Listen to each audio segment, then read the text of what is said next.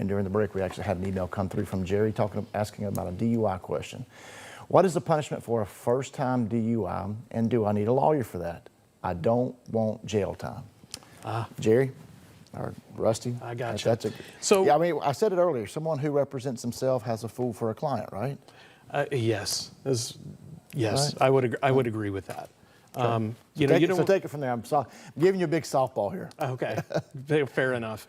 So, talking about first and foremost, and I think that that's a very common concern that people have is, hey, am I going to go to jail? Usually on a DUI, and of course it depends, but usually on a DUI the answer is no. Usually a first-time DUI looks like something like 12 months of probation, doing DUI school, victim impact panel, community service hours. They suspend your license, but usually you can get a hardship. Some of those types of things. Now, if you have an enhanced DUI, which is defined by something where you blow over 0.15, then yeah, there is a mandatory 10 days jail time. There can be an ignition interlock device that you're required to have, which is that basically you have to blow into it before you're even actually able to drive.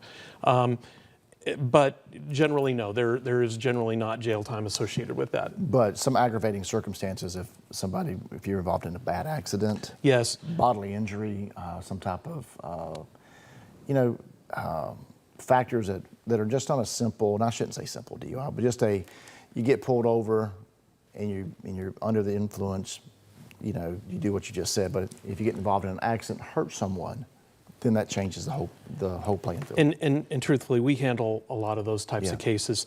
It is not uncommon if we're talking DUI with an accident, that changes things dramatically, and it changes things based upon property damage, but to a much greater extent, whether or not there's an injury involved in that accident.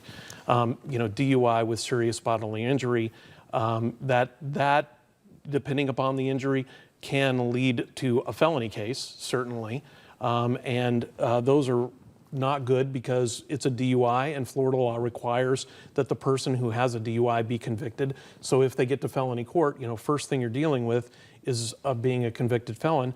But even more than that, if there's injury, then we're dealing with jail time, and certainly if there's death, and if you get convicted on under that umbrella, I should say. Certainly. Rusty, the problem is you have that score sheet that you talked about earlier in the show, right? And you start building up these points, and the judges can't deviate from that unless there's some crazy circumstance. And if you have a DUI with a serious bodily injury, you can serve a lot. You can go to prison for that, and if you kill someone, the minimum's 11 years? It's 10, 11 years? It's significant. It's significant when you start talking about the score sheet ramifications of death and serious bodily injury. That's for sure. Those are, I would say, you mentioned the score sheet, and I think it's important to understand the score sheet is a minimum. You mentioned circumstances that can get you out of the score sheet. One of the circumstances that can get you out of the score sheet is a negotiated plea. Mm-hmm. So to your point, that's why you need an attorney who knows what they're doing, because many times you're able to develop defenses in your case that show mitigating factors, that show weaknesses in the state's case. Again, the state has a very high burden, that beyond and to the exclusion of every reasonable doubt.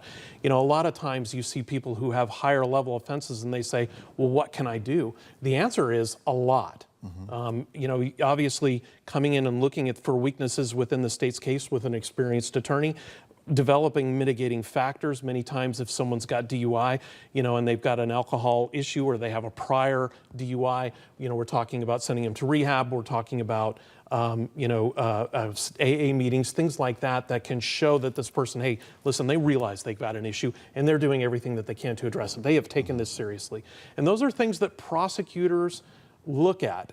They may not be ultimately what sways them, but when you couple it, when effectively you're developing your defenses, you're looking at mitigators, those are things that can help lead to a better outcome. And that's really what we're trying to do in a DUI.